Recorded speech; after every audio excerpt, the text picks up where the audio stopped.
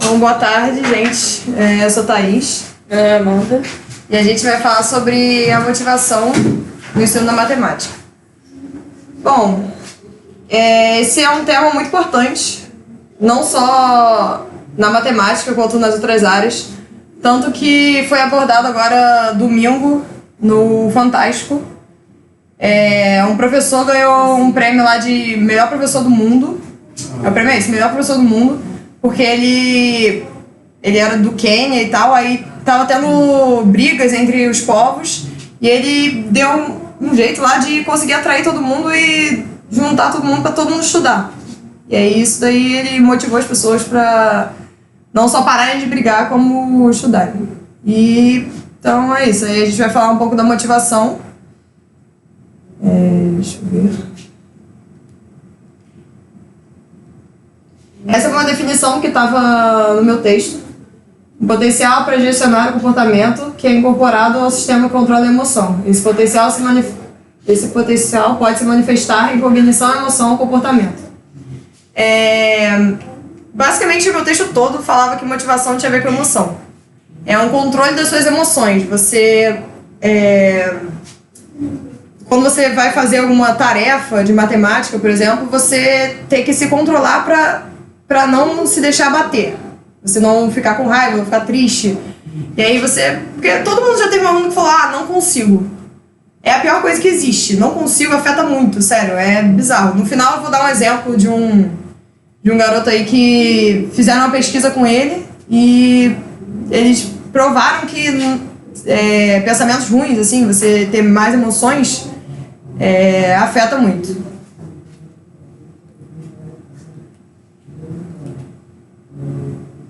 Isso aí é o que estava na definição, né? Que tem a ver com a motivação, cognição, comportamento, emoção.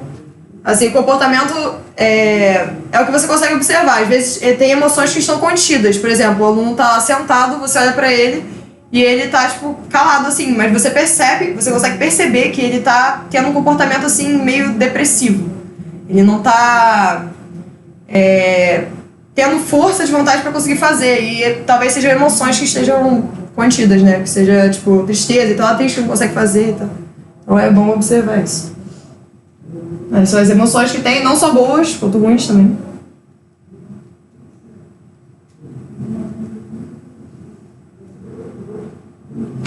Aí fala um pouco sobre autocontrole, as 3 raízes da pesquisa sobre autocontrole. Pesquisa sobre estilos de aprendizagem, pesquisa sobre estilos de metacognição e regulação e teorias do eu, incluindo comportamento dirigido por objetos. O que fala muito na motivação é a questão da necessidade dos objetivos. Por exemplo, sei lá, tá lá numa sala de aula e tá fazendo uma tarefa e o aluno ele tem o objetivo de, por exemplo, ganhar uma bala. Sei lá, o professor tá dando bala e tal, e aí ele tem esse objetivo. E isso vai auxiliar ele na motivação. Ele vai ter uma motivação, que vai ser ganhar a bala. E aí, por exemplo, tem necessidades como, sei lá, estudar pro Enem. Você vai ter uma necessidade, você tem que entrar na faculdade e tal, aí você vai estudar para poder conseguir fazer as questões lá e tal, e aí isso te motiva também. Então, são milhares de coisas que podem ser relacionadas à motivação. Isso Vou falar um pouco das emoções, como ela estava falando. Os textos são bem complementares, na verdade. Eles falam muito sobre a motivação, o uso das emoções na motivação. E uma coisa que eu trouxe aqui é qual a relação entre as emoções e a resolução de problemas matemáticos. A isso, eu vou falar um pouco dos 3 atos de Dan Mayer, que foi um pesquisador que falou sobre o assunto, assim, sobre como a resolução de problemas, como você consegue cativar o aluno para resolver os problemas. Aí consiste em 3 atos. O primeiro ato é cativar o aluno, você apresentar como eles trouxeram, né, o humor, as tirinhas, os GIFs. Isso consegue cativar o aluno. Depois você apresenta informações e dados sobre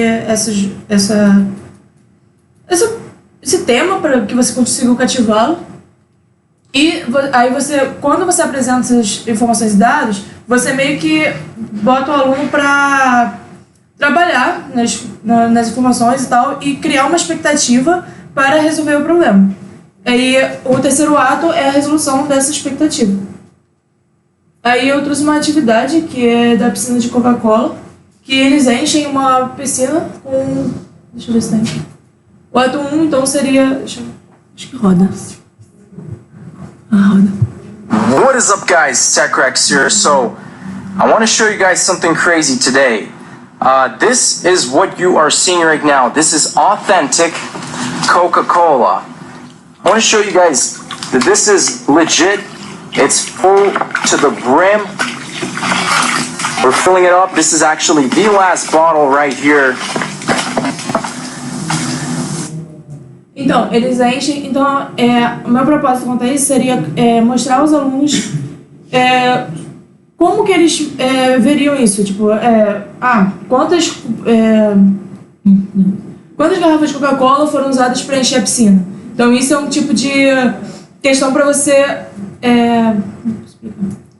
que criaria uma certa curiosidade neles, assim. Aí o segundo ato consiste na informação. Aí ele dá a informação de que, tipo, as medidas da piscina, aí, então daria para você calcular. E todas as garrafas foram de 2 litros. Aí depois de calcular, mostraria o terceiro ato, que é a resolução. Deixa eu ver aqui. Acho que tá... It's a 1,500 gallon pool of pure Coke. It's full to the brim. We're filling it up. This is actually the last bottle right here. Aí depois, quando você calcular, você chegaria a um resultado bem próximo. Coca-Cola pool. Oh my goodness. Eles compraram 2.800 garrafas de 2 litros. Mas lá nos Estados Unidos é barato também.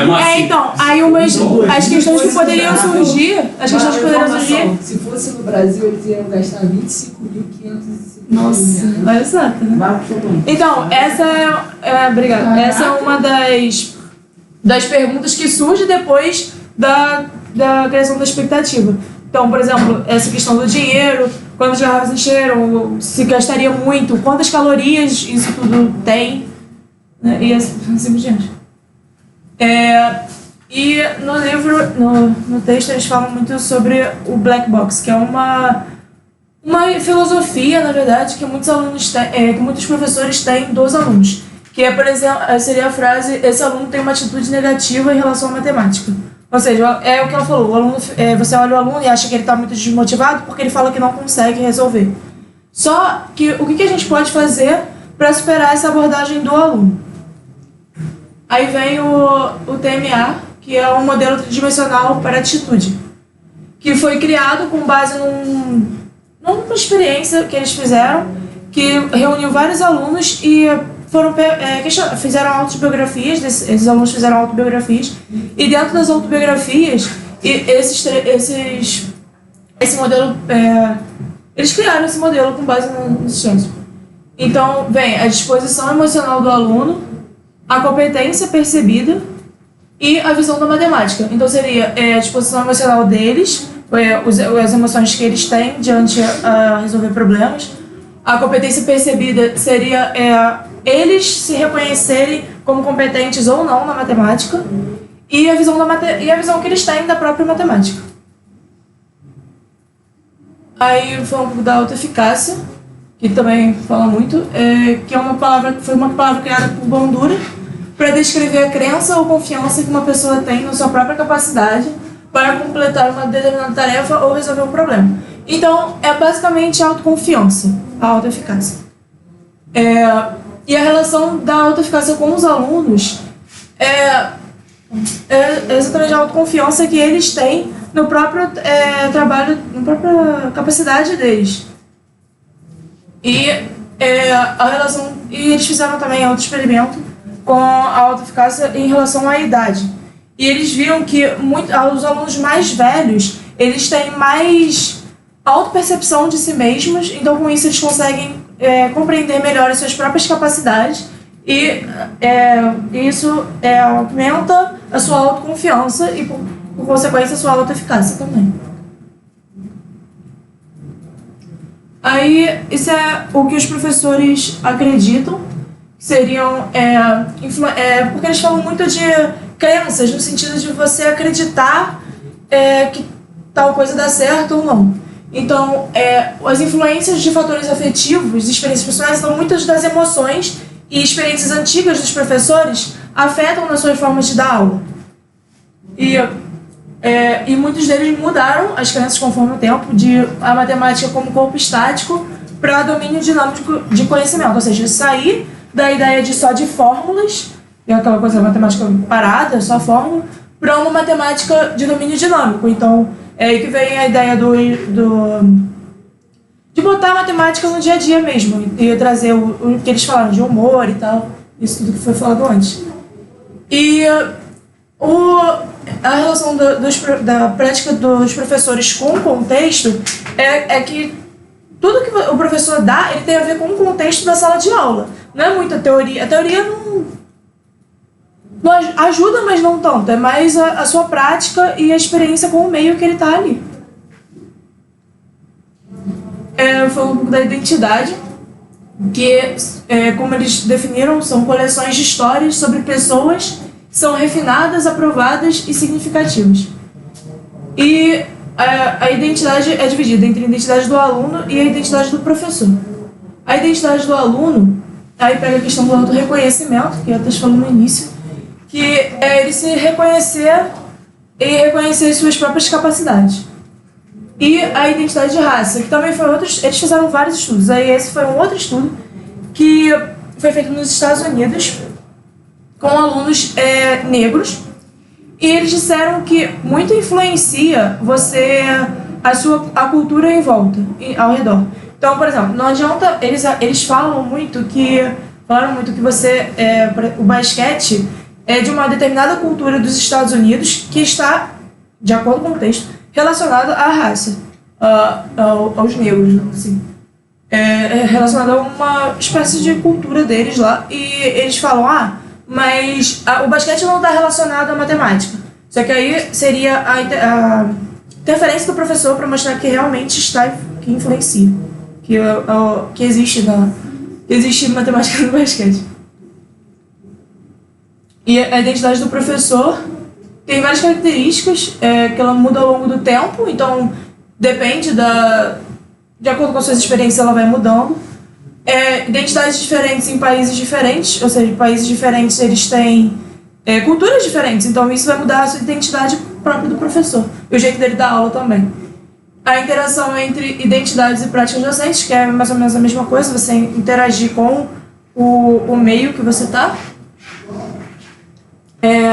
Aí, mudanças externas interferem na identidade do professor, ou seja, a reforma escolar é um exemplo, que muda a grade, o jeito, então eles têm que mudar o jeito dele dar aula. Então isso interfere na identidade dele como professor. As experiências pessoais e emoções no processo de aprender a se tornar professor de matemática. Isso que eu já falei. O engajamento também, que é o recrutamento de estruturas... O engajamento é o recrutamento de estruturas motivacionais e afetivas para orientar o comportamento de aprendizagem produtivo. Então, o engajamento ele tem muito a ver com o nível de motivação também. E existem vários tipos, existem vários tipos de motivação. A motivação social, que é você ter o trabalho feito, ou seja, você mostrar para o pai ou para o professor que você conseguiu, você obter um status que você conseguiu realizar. A motivação extrínseca, que tipo assim, você realizar certa atividade matemática com sucesso, ele é motivado por uma recompensa ou percepção de utilidade. Então você, como ela falou no início, como o Igor, como o Igor falou, alguém falou, enfim, no seminário anterior, de você ganhar uma bala, eu acho, você ganhar uma bala por fazer certa atividade certa. Você, né? Então, eu falei... alguém falou isso, que eu não lembro quem. Alguém falou que você... então, isso influencia muito também, essa influência extrínseca. E tem a influência intrínseca, que é da pessoa mesmo, que é tipo, eu estou realmente a fim de fazer isso. É fazer a matemática desafiadora como própria recompensa. Você enxerga ela como desafiadora para si próprio. Aí, esse é o ciclo de autocontrole, que a gente estava falando no início. Então, é você antecipar o... Só um minuto. Não.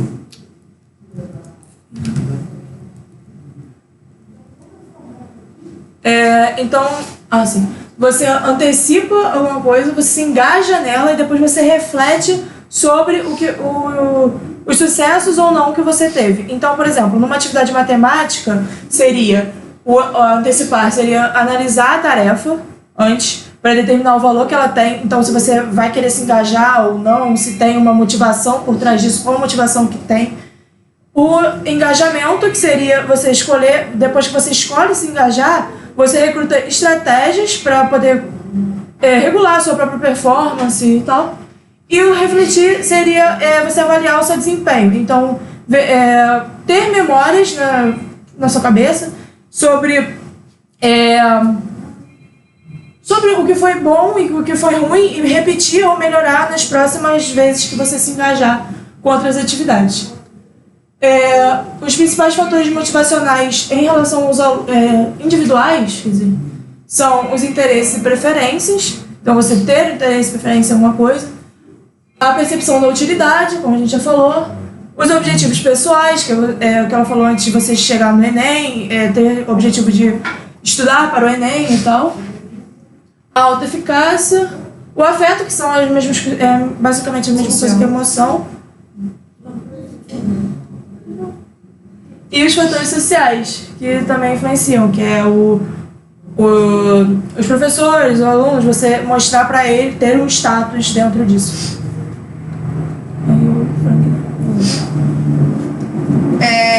Bom, eu queria dizer que, como exemplo, eu poderia dar todas as palestras que foram aplicadas hoje. A questão do Eduardo, das avaliações e tal, você pensar em avaliações que motivem o aluno.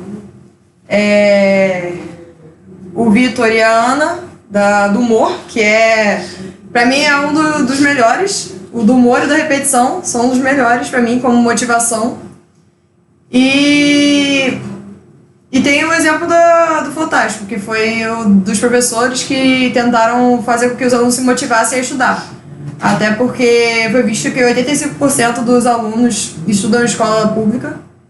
Então, e tem acesso a violência e tal, a violência perto deles, drogas e coisas ruins assim, que podem puxar eles. Então, os professores têm que criar coisas que motivem os alunos a quererem estudar.